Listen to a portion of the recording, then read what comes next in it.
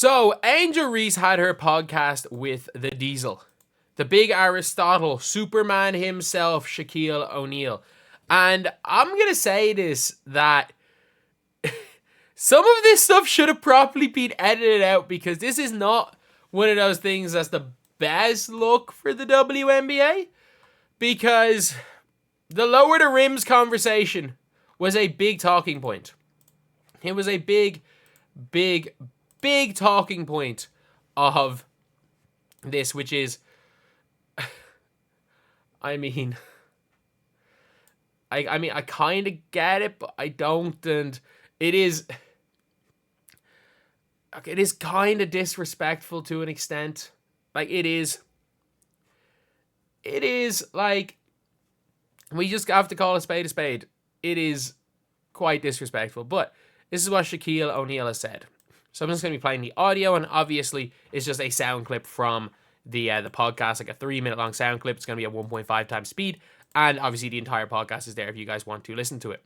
They said this the other day and it made a lot of sense. Okay, y'all want them to pay more, but the fans have to do the same thing they do for the NBA. Right. You got to show support. You got to show up. You got to buy jerseys. You got to buy shoes. You got to do that. They're starting to do that. And that's the one thing I will say is, like, saying people, they want to get paid more, the fans have to start showing up. In fairness, this season they did.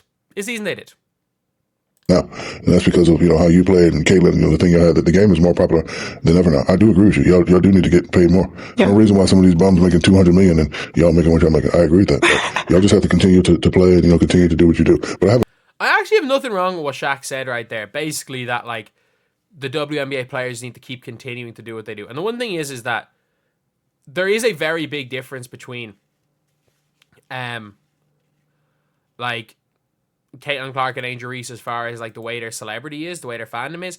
Like, I'll talk about it a little bit when I'm talking about the signature shoe. I think Angel Reese 100% deserves a signature shoe, because Angel Reese, as far as being a celebrity, is of an equal level to Caitlin Clark.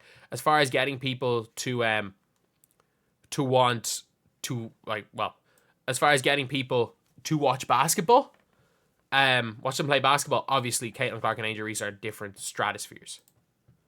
I have a solution for that, and nobody's going to like my solution. I'm here. So let me explain why I came up with the solution first. In women's beach volleyball, let's just say that the net is 10, but women is lower just a little bit. I'm not saying lower it to 9.5, let's say, but just 9.9. Just so we Like, 3 inches is not going to make these players dunk the ball. Like, it's not. Like, there's just biology as far as just, like, explosive athleticism. Like, Candace Parker could dunk with ease. I don't know how few times she dunked in a WNBA game. Like, Brittany Griner can dunk with ease. If you lowered her ring around 3 inches, she's still not going to dunk. I think there's a lot more that goes into a dunk than being physically able dunking games, and there is being physically able to dunk. Like, Toby Fournier can yam it on people. Lowering rim 3 inches isn't going to do that. can dunk? Yes. No. No, see? And I hate women say that. But listen, that's the only difference. We start dunking and Watch. We got shooters. Y'all got shooters. Oh, guys got some handles. Girls got some handles. I think that's the biggest problem. The biggest problem is, and what people think it's like the dunk, it's not. And I mean this. The reason why the WNBA is not watched is because of the lack of guard play. It is because of the lack of guard play. And because of the lack of perimeter play. I'm sorry, nobody is that interested in ball gets dumped to Aja Wilson. Let me, instead of going hard to my left and taking a layup, let me take one dribble and shoot a pull-up, and if I don't make it, I'm going to flail, and no one's going to be near me, and I'm going to shoot 2 free throws. Like, nobody tunes in to watch Joel Embiid in the NBA. Nobody tunes in unless you are a fan of passing for Nikola Jokic. But there's a reason why. Like, Luka Doncic will do something, as slow as he is, he'll do something magic. He'll do something magic every game.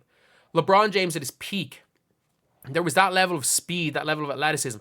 And I think the reason why Stephen Curry was what he was because it just made you say, wow. And I think with these guards coming through, and the guards coming through, especially guards that weren't coached by Staley, weren't coached by Gino Auriemma, your Flaujays, your Jujus, heck, freaking Enrique, who's already in the league. These are the type of players that if every team had players like this, now we're that fun to watch, it would change things. It's not about the dunk. It's not about we've got shooters. There is a difference between everyone's loves Steph Curry. Nobody paid money to watch Marshawn, or was it Marshawn Brooks play? And instead, I'm pretty sure he shot a higher percentage from three than Steph Curry did in the year where Steph Curry won unanimous MVP. Nobody cares about Marshawn Brooks, but they care about Steph Curry because of how they score. It's nothing to do with the dunking. Obviously, the dunking helps. But, like, I'm sorry. If a player comes in and is able to attack, Kyrie Irving doesn't dunk. That's the main example, is Kyrie Irving doesn't dunk. Like, players that are able to get in and do mad layup finishes. It's exciting guard play. The dunk is a part of it, sure. But the dunk is not the main part of it. And that's what people don't seem to realize. And that's one thing I really don't like about the discourse being like the dunk is the only thing. Because the reality is that even if they lowered the rims and it changed to literally dump the ball inside, back down, slow, and there's a couple of dunks here and there, no one's going to watch. But the league literally just needs to transition to a faster pace, more guard play. And the league, there's a reason why Caitlin Clark is so popular. There's a reason why Flaw J is going to be so popular. There's a reason why Juju Watkins is going to be so popular. And there's a reason why, of new fans, Enrique became like a lot of people's favorite player. Because the problem is Enrique is just so inefficient. Like, if Enrique was more efficient, then we'd be having different conversations here. But, like, yeah. Duncan, then what? Watch. We got shooters. Y'all got shooters. Oh, guys got some handles. Girls got some handles. Oh, we got this. We got that.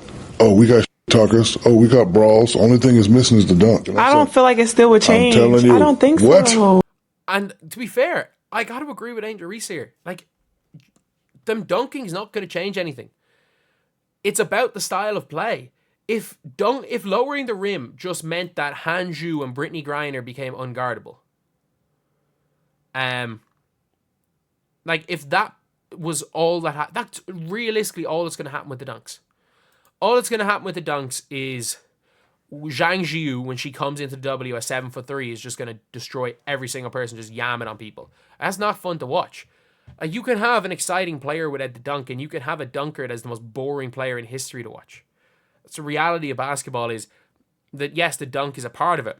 But if, let's just say, hypothetically, Anthony Edwards goes down, drives down the lane and yams it on somebody, like, that is no more, like, that's no more entertaining than Kyrie Irving going in and going up and down and switching hands and doing all this stuff. Like, it is for lack of better words, it is a skill issue.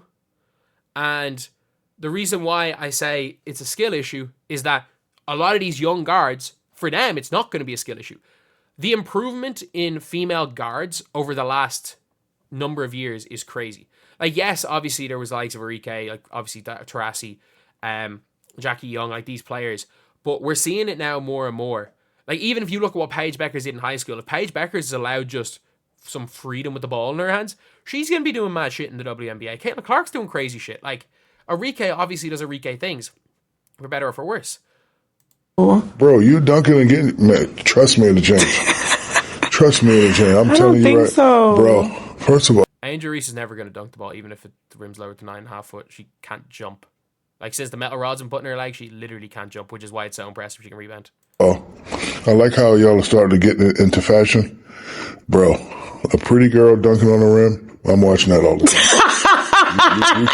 You laughing. My man is not turned on by no woman that's dunking. It ain't about being turned on. It's about seeing stuff that you're not supposed to see. Oh, my God. What you By that logic, like, shouldn't the NBA lower the rim to 9 foot so that everybody can dunk? So that you can see 5'4" people dunking on people? mean not supposed to? There's women that can dunk, though. Why you think people... But yeah, that's my opinion on it all. Like the logic is sound. Oh, if they dunk more people will watch. But the reality is like, if you lower the rims, all you're realistically doing is taking shooting out of the game, because it's going to be very, very hard. It's hard to shoot on lower rims. It is hard to shoot on lower rims. As somebody that's done it, it is not like in Ireland. Like, if you know anything about, if anyone that's in Ireland with basketball, literally, you will go to some places and the rims will be 3 inches low. Like, it is hard to shoot in those rims. Like, rims are all different heights in every gym in Ireland because basketball's not really serious. If a rim is an inch high or an inch low, it's really hard to shoot. And you notice it. If it's 1 inch, 3 inches will make it very, very difficult to shoot. And yeah, of course, you'll be able to get used to it. But it'll take seasons to get used to it. It'll kill shooting percentages. You have to then lower the rim at every single level of basketball for women's basketball. And it means you're going to need to have height adjustable rims in every single gym. Like realistically, the lowering the rim thing it would be one of the bigger negatives is because, again, you would have to have height adjustable rims in every single gym. So every single gym in the country that has women's basketball needs to have a height adjustable rim. So they're all going to need to get rid of their rims, get rid of the mechanisms that they have. Otherwise, they're going to come into the W and nobody's going to know how to shoot. And then they're going to go overseas where it's not going to happen. It's never going to happen overseas. And then they're going to come back in the Olympics and no one's going to be able to hit a shot. And USA are going to lose the Olympics. And the players that play overseas in the offseason are going to come to the WNBA and shoot 20% because the rim's freaking lower. Like, madness. Like, the idea sounds good, but the reality is that the WNBA is going to continue growing because of, again, like, as far as relevance of the league, Angel Reese is a big factor for that, mainly because she is a celebrity. She's a celebrity as much as she is a basketball player. And if you want to take it as a knock at Angel Reese, cool. If you don't, like, I'm trying to say it in a positive way. And then you've got the likes of Flau'jae, who is as much celebrity as Angel Reese, but is so fun to watch as a basketball player. Juju coming through in a few years, Paige Beckers. There's a lot of good guards over the next however many years coming into the WNBA. And the reality is the league gets more exciting with better guard play.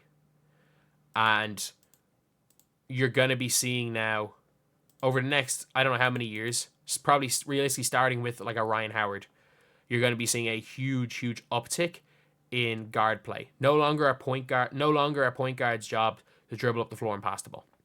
Like Sue Bird being like, oh, they needed a true point guard. And I'm like, neither team had a true point guard. I'm like, what the hell is a true point guard? What the hell is a true point guard? Like, I'm sorry, when was the last time a team won with, like, if someone that dribbles the ball up the floor averages 9 points a game at the one and just passes the ball, like, at any level of basketball? That archetype is dead.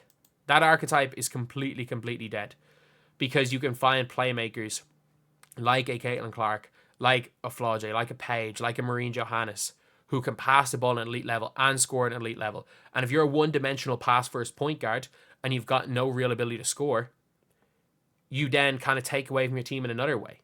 So I think she wanted a team to be playing a Courtney Vandersloot more, but the reality is the game has moved past these guards, and that, more so than anything, is what's going to grow this game, especially from the women's side.